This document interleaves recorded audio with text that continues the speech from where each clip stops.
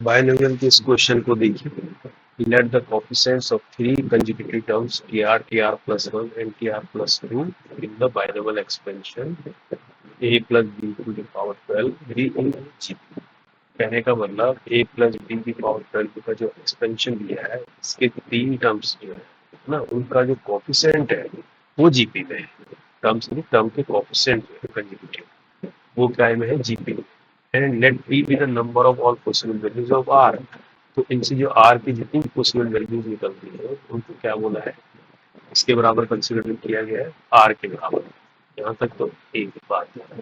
तो next part में क्या बोल रहा है, let Q be the sum of all rational terms in the binomial expansion. एक दूसरा बायनोमियल एक्सपेंशन दिया है रूट 3 और रूट 4 की फॉर्म में, उसके जितने भी रेशनल टर्म्स आती है उनका सम जो है किसके बराबर है, क्यू के बराबर है। और फाइनली हमको क्या करना है, पी प्लस क्यू जो है निकालना है ना। पहले पी निकालना है all possible values of R, उसके बाद सभी रेशनल टर्म्स का सम निकालना है क्यू, फिर उन दोनों को सम कर देना है पी प्लस क्यू। बस देखो, इसको दो पार्ट में होगा ये क्वेश्चन। पहले पार्ट में क्या बोल रहा है, ए प्लस बी की पावर क्या दिया है, 12 दिया है। इसकी टर्म है T R plus one T R plus to, ये टर्म नहीं है। देखो जनरल आपको बाइनोमियल में ए प्लस बी की पावर एन होता है, तो इसका T R plus one general term होता है, तो वो क्या लिखा जाता है, तो आपको पता होगा N C R A N minus R and B R, ये होता है टी आर प्लस वन, है ना। तो यहाँ पर मुझे चाहिए क्या, पहले टी आर टर्म चाहिए। अगर इसमें मैं टी आर टर्म निकालना चाहूंगा, टी आर मतलब इससे एक पहले की, टी आर प्लस वन है ना, कहने का मतलब ये क्या हो जाएगा, N C r minus one हो जाएगा, a N minus are minus one हो जाएगा, बी आर माइनस, ये क्या निकलेगी मेरे पास, टी आर टर्म। और t are plus two term बात करूंगा मैं, तो टी आर टू टर्म मतलब इससे आर प्लस वन होगा ना ये, यानी इसके बाद की टर्म, आर के भी बाद की टर्म, है ना। तो यहाँ पर क्या आ जाएगा, N C R plus one हो जाएगा, ये ए हो जाएगा, N minus R plus one हो जाएगा, और फिर बी आर प्लस वन। ये बात समझ में आ रही नहीं आ रही, आर प्लस वन टर्म तो ये होती है ना। अब हमें जब आर टर्म निकालनी है, तो इसका मतलब R plus one minus one करेंगे तभी तो आर आएगी, यानी एक टर्म पहले, तो एक टर्म पहले ये होगा, है ना। और आर प्लस टू निकालेंगे तो आर प्लस वन यानी एक टर्म आगे, तो ये ऐसा होगा। तो मुझे यहाँ पर आ जाओ, मुझे टी आर लेना है, पहले टी आर टर्म लेना है। तो एन की जगह क्या है 12, सी अब क्या हो जाएगा, आर माइनस वन है ये, है ना।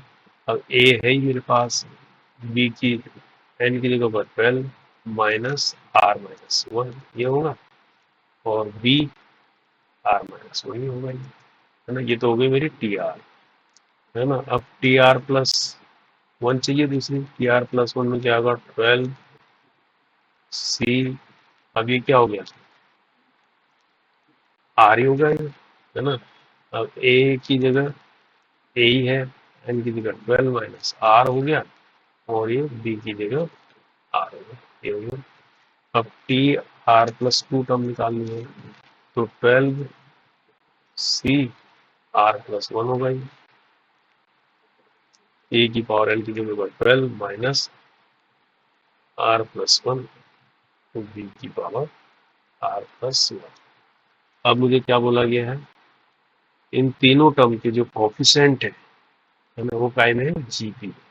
तो टर्म के कोफिशिएंट कौन कौन से होंगे, है ना। कोफिशिएंट तो ये होगा 12 सी आर माइनस वन एक कोफिशिएंट है, दूसरा है 12 सी आर, तीसरा है 12 सी आर प्लस वन। ये काय में है, जीपी में, जीपी में है तीनों। अब जीपी के लिए क्या होता है, this upon this and this upon this, यानी 12 सी आर सेकेंड टर्म को अगर मैं फर्स्ट से डिवाइड करता हूँ, ये 12 यहाँ आया है ना, इसको फर्स्ट टर्म से डिवाइड करता हूँ सी आर माइनस वन, तो ये किसके इक्वल आएगा, थर्ड टर्म को अगर मैं ऐसे लिखता हूँ और इसको सेकेंड टर्म से डिवाइड करता हूँ तो ये आपस में बराबर आने चाहिए जीपी में, तभी तो कॉमन रेशियो आएंगे। यही होता है ना रूल, ये रूल होता है। अब देखो एक आइडेंटिटी याद रखो आप, वो क्या है, अगर एन सी आर है ना और नीचे है एन सी आर माइनस, यानी इसका बेस आर है, ये एक टर्म और नीचे आर माइनस, ये किसके बराबर होता है, ये होता है N minus are minus one upon R, यानी एन के साथ माइनस हो जाता है ये वाला और ये वाला आर नीचे आता है, ऐसा होता है ये आपके काफी काम आएगा, इसको याद रखो, ठीक है। अब इसको मैं यहाँ लगा रहा हूँ, देखो ये आर है, ये उससे एक टर्म कम है ना, तो सेम ऐसा ही हो गया, तो क्या हो गया एन की जगह हो गया 12, 12 minus are minus one upon R हो गया। अब यहाँ पर लगाऊंगा तो यहाँ क्या है आर प्लस वन, उससे एक कम टर्म आर है, तो यहाँ पर एन कितना हो गया 12, और यहाँ पर ये आर प्लस वन की जगह क्या हो गया, नीचे वाली टर्म हो गई ना ये आर, तो 12 माइनस आर और नीचे क्या हो गया आर प्लस वन। ये बात समझ में आ गई नहीं आपको, 12 माइनस आर माइनस वन ये वाली टर्म, तो यहाँ पर नीचे वाली टर्म आर है और ऊपर वाली टर्म आर प्लस वन, तो ये आ जाएगा इससे। अब इसको हमें सोल्व करना है आर, तो यहाँ पर क्या हो गया 12 माइनस आर, ये क्या हो जाएगा प्लस वन हो जाएगा, यानी 13 माइनस आर हो जाएगा ये, है ना, और इसके साथ मल्टीप्लाई कर देंगे इसकी आर प्लस वन की, क्रॉस मल्टीप्लाई भी कर देते हैं, और यहाँ क्या बचेगा आर इंटू 12 माइनस आर, बचेगा नहीं बचेगा, ठीक है।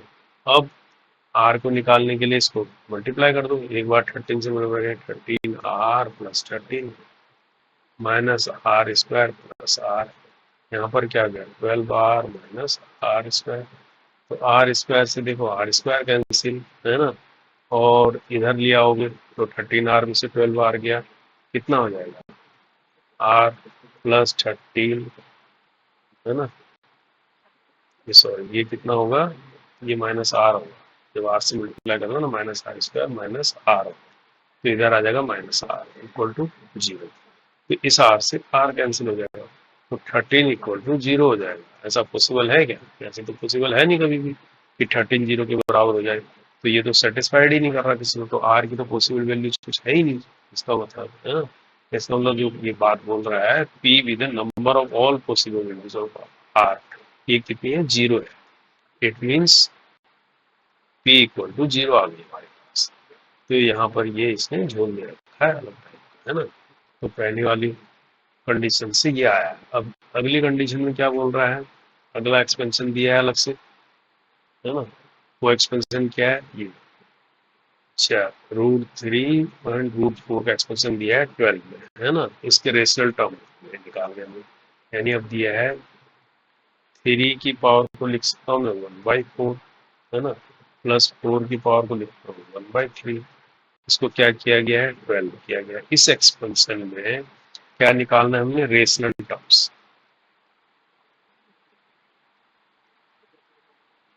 रेशनल टर्म, रेशनल टर्म का सम निकालना है, रेशनल टर्म, है ना, रेशनल टर्म्स का क्या करना है सम निकालना है। अब देखो रेशनल टर्म्स का सम कैसे निकालेंगे, रेशनल टर्म्स क्या होती हैं, रेशनल टर्म्स होती हैं जो फ्रैक्शन में हो और टर्मिनेट हो जाती है ना, और अंडर रूट के अंदर जैसे अंडर रूट 3 है, अंडर रूट 10 है, ये तो क्या होंगे इरेशनल होंगे, क्योंकि ये बाहर तो निकलते नहीं अंडर रूट से, इसलिए उस तरह की सारी टर्में क्या होंगी इरेशनल होंगी, हमें सिर्फ रेशनल लानी है। अब 12 तक का एक्सपेंशन है, अब इसको देखो, इसका अगर R plus one general term निकालूंगा मैं इसका, इसका क्या आएगा जनरल टर्म 12 सी आर 3 1/4 पहले से है, हाँ 10 माइनस आर 12 माइनस आर होगा ये, और नेक्स्ट टर्म क्या होगी 4 1/3 आर, ये तो होगा इसकी जनरल टर्म, यानी 12 C R 3 12 minus R upon 4, ये हो गया, एंड 4 r/3। अब इसकी टर्म्स निकालनी है रेशनल टर्म्स, अब पहले तो देखो r इक्वल टू जीरो पर देखो क्या आता है, first term r equal to zero पर जब रखते हैं हम इसको, तो ये फर्स्ट टर्म आती है इसकी T1, है ना। तो ये क्या आती है, 12C0 आता है ये। तो यहाँ R0 रखेंगे तो 3 की पावर कितना आ जाएगा, 3 आ जाएगा। और ये क्या था, R0 रखने में ये वैल्यू क्या देगी, 1। तो ये जो आ जाएगी T1। देखो ये तो अपने आप में रेशनल आ रही है ना। अंडर रूट के अंदर तो कुछ है ही नहीं, सब बाहर आ रखा है ना। तो इसकी वैल्यू देखा जाए तो कितना आएगा, 12C0 तो 1 होता है, तो 27 आ जाएगा ये। 27 आ गया T1। अब देखो इसके बाद T2 निकालना चाहोगे अगर आप, है ना, T2 निकालना चाहोगे तो T2 में क्या होगा, 12 माइनस 2, है ना। आर, सॉरी, आर को T2 का मतलब हो गया, आर को रखना है 1। ये तो है इसका मतलब, T2 को मतलब हुआ, यहाँ पर R इजिकल टू 0 था, यहाँ R equal to 1, R equal to 1 में T2 टर्म निकलेगी। तो यहाँ पर होगा 12C1, यहाँ पर लेकिन क्या होगा, 11/4 हो जाएगा। तो 11/4 तो जब 3 की पावर 11/4 है तो रेशनल हो गया, ये पूरा इरेशनल हो गया। इसी तरह से 3 निकालोगे फिर 9/4 आ जाएगा, देख लो, है ना। 4 निकालोगे, है ना, 8/4, यहाँ तक तो ठीक है, लेकिन यहाँ 4/3 आ जाएगा, तो ये अल्टीमेटली रेशनल बन जाएगा। तो ये ऐसे करते रहोगे तो अल्टीमेटली आपको टी की पावर 12 निकालो तब जाके ये रेशनल आएगा। 12C12 करोगे, देखो यहाँ पर 12 माइनस 12 जीरो, यानी 3 की पावर 0 0 हो जाएगा। और ये वाला क्या हो जाएगा, 4 12/3, कितना, को 12, 4 की पावर 4 ये आएगा। तो 12C12 1 ही होता है, 4 की पावर 4, 4 कितना बार, 4 चको 16 चको 64, देखो 256, 256 आ जाएगा, हाँ 256 ही आ जाएगा। तो कहने का मतलब T1 और T12, है ना, these terms are rational terms, बाकी नहीं आएंगी, है ना। वो एक दो करके आप देख भी सकते हो। तो इस तरह की चीज आएगी। अब इसको क्या बोल रहा है, इन दोनों के सम को क्यू बोल रहा है ये। तो क्यू हो गया 27 प्लस 256, ये कितना आता है, 7 13 का 3, 1 5 2 7 1 8 और 283। और पी कितना था, 0। तो पी प्लस क्यू पूछा है इसने अल्टीमेटली, यानी 0 प्लस 283, है ना। तो आ गया 283। तो 283 इसका आंसर आ गया, ठीक है।